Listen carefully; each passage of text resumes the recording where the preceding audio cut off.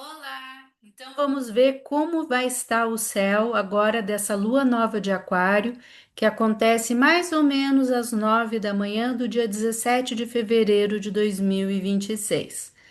A lua nova de Aquário, ela sempre tem a característica de marcar o Ano Novo Chinês. Os chineses usam um calendário lunar e quando acontece a lua nova em Aquário, ou seja, quando Sol e Lua encontram-se no mesmo signo de Aquário, no mesmo grau e minuto, ali começa o Ano Novo Chinês. O zodíaco deles é um pouco diferente do nosso, mas sempre vale a pena lembrar que tem milhões de pessoas nesse momento dessa lua comemorando um reinício, um ano novo. Para nós, isso representa o 1º de janeiro, a virada do 31 de dezembro para o 1º de janeiro, que é um momento festivo, né? Para a astrologia, o ano novo não é agora, o ano novo é só lá quando começa em Áries, o Sol entra em Áries, mas essa é uma outra conversa. Então, se você está chegando agora no canal, eu gosto de pegar as informações do mapa astral, do mapa, do momento do céu em que está acontecendo o evento que vai ser analisado, e nesse caso é a lua nova em Aquário. Eu pego essas informações e coloco nessa tabela, porque aí todo mundo consegue entender, até mesmo quem não sabe nada de astrologia. O que nós temos aqui? Cada signo tem 30 graus dentro do zodíaco. Nós sabemos que a circunferência é 360 graus, dividido por 12 signos, dá 30 graus. Então, é essa primeira coluna aqui, de 0 a 29. Então, quando você bate o olho aqui, já dá para perceber que praticamente todos os 30 graus tem em alguma linha, né, em alguma coluna tem uma linha ao menos pintada. Isso me diz que essa é uma alunação que vai conversar com a maioria do mapa das pessoas. Porque qual que é a ideia? Eu estou passando aqui a interpretação coletiva, mas você tem que olhar no seu mapa do momento em que você nasceu, em que ângulo de cada signo estavam cada um dos elementos ali que apresentam no mapa. Que aqui eu coloco como nome, eu não uso símbolo para ficar mais fácil, então aqui tem o nome de cada um deles. E as cores representam os elementos.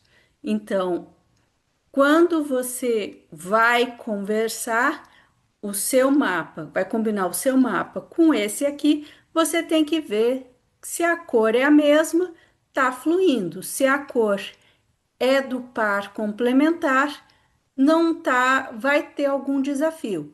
Vermelho e cinza se conversam, que é ação e pensamento, e o azul e o marrom se complementam, que são as emoções e também a materialização, né? O marrom é a materialização, o azul as emoções, o vermelho é a ação e o cinza o mental. São esses os elementos, os 4 elementos que nós trabalhamos na astrologia.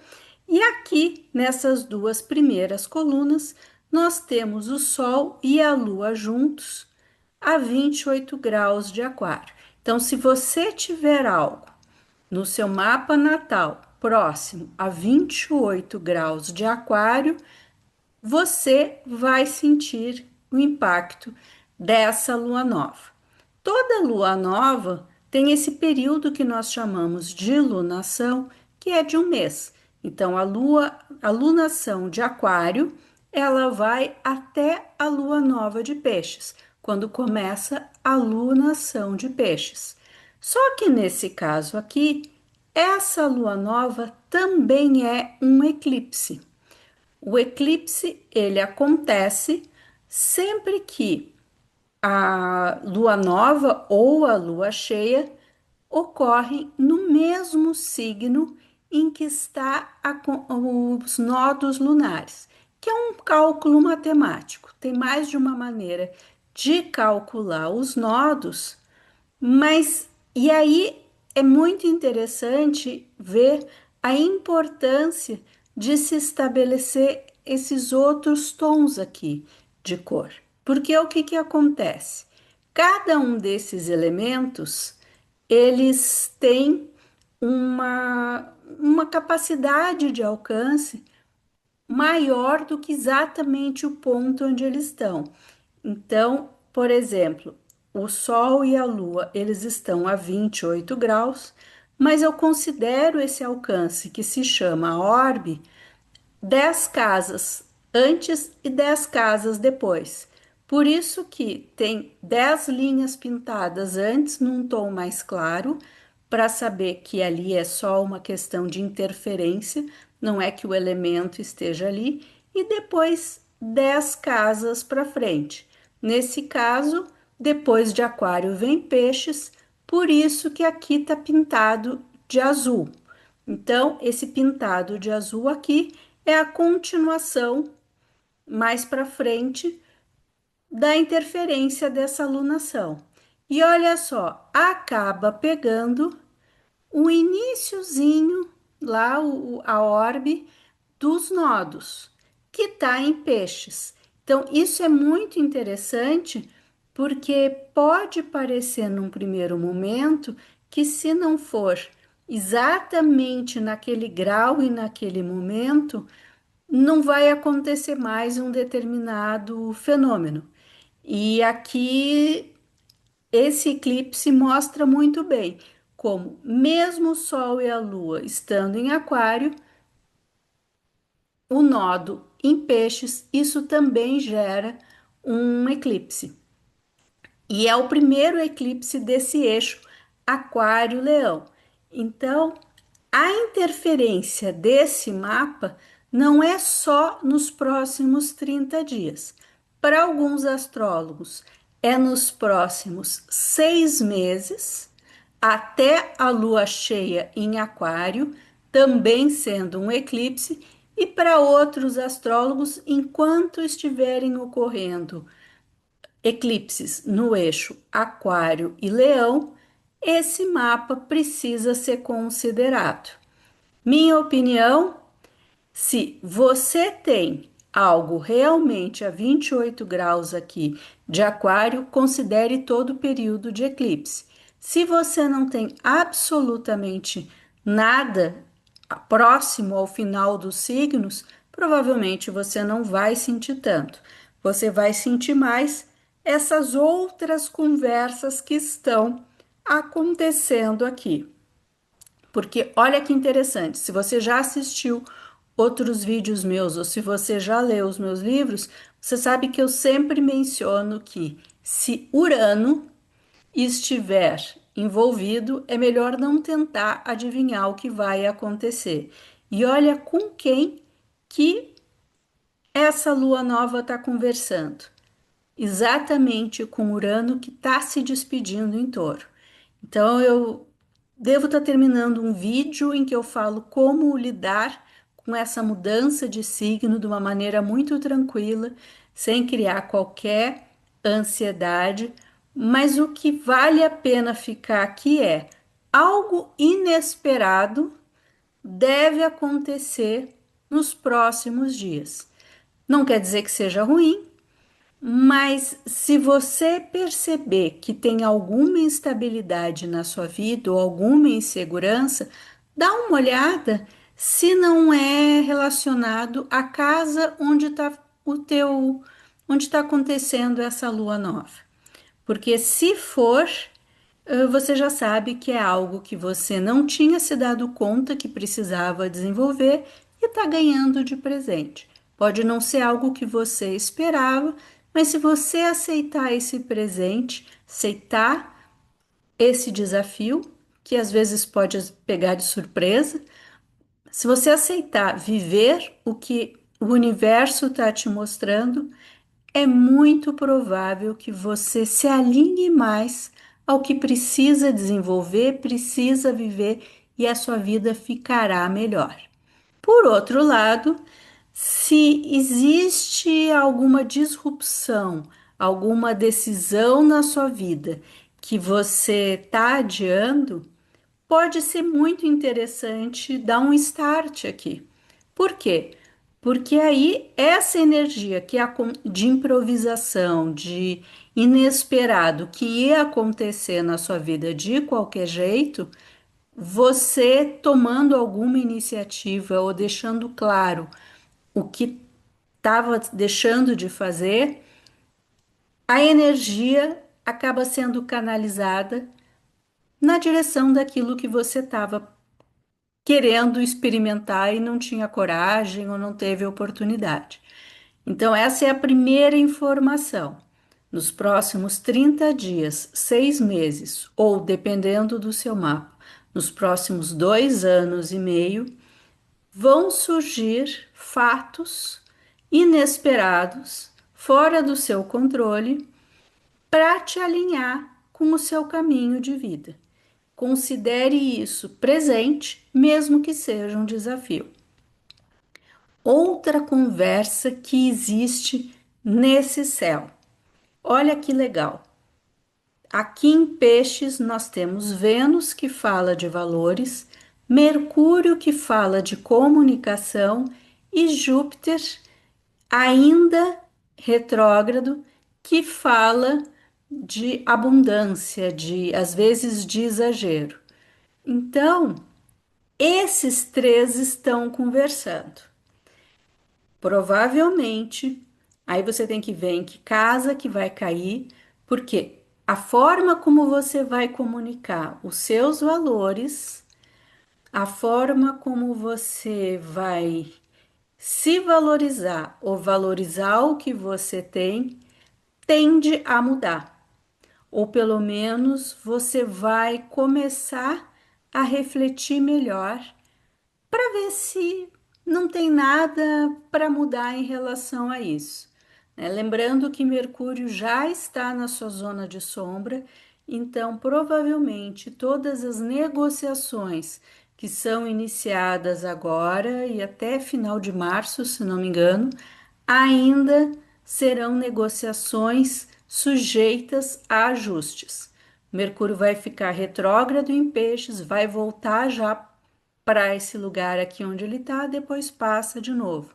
Por isso que há uma tendência de revisão da forma de pensar, da forma de comunicar e de negociar. E nesse mapa aqui está indicando que, principalmente em relação a valores e também a forma de expressar uma forma ou abundante, se for do lado positivo, ou exagerada, se for pelo lado negativo.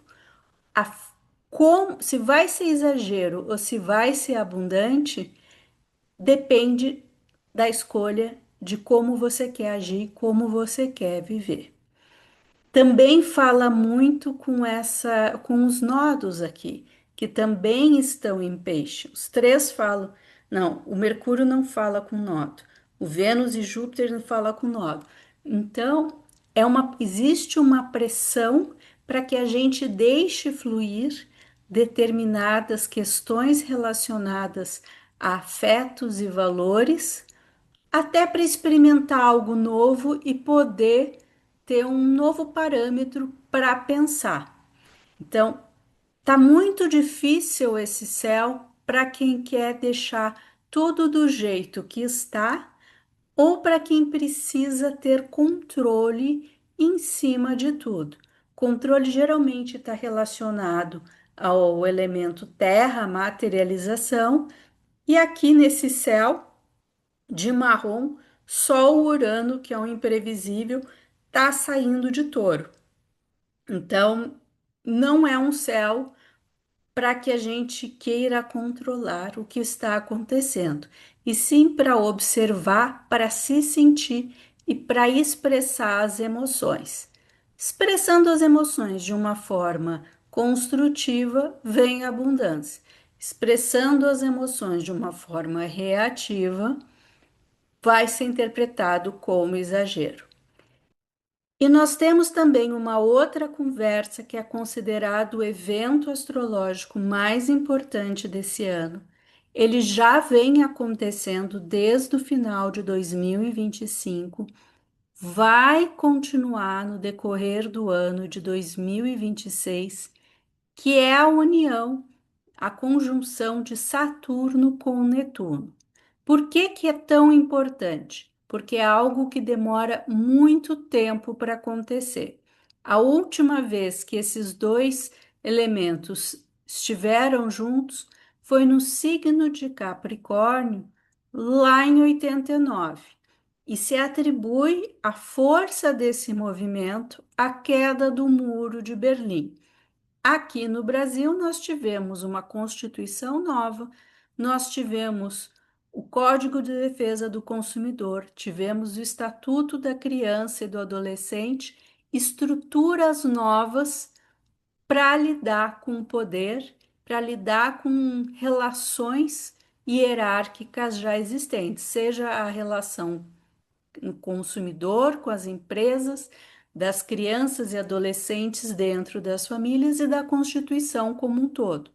Mundialmente, acabou aquela briga de capitalismo e comunismo, pelo menos, né, da maneira a Guerra Fria foi posta ao fim porque a Alemanha foi reunificada.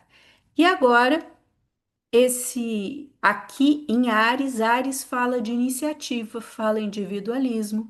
Então, provavelmente haverá uma nova estrutura para empreender. Nós já estamos observando no dia a dia algumas questões, algumas votações que colocam em xeque a CLT, e se a CLT acaba sendo mais enfraquecida, o empreendedorismo ganha mais força. Então, nós temos, de um lado, a necessidade de estruturar e de amadurecer as nossas iniciativas, e isso pode fazer com que apenas aqueles inícios que têm algo por trás, algum embasamento, consigam efetivamente deslanchar, e por outro, temos o Netuno que não nos deixa ver o que está acontecendo, que nos faz acreditar.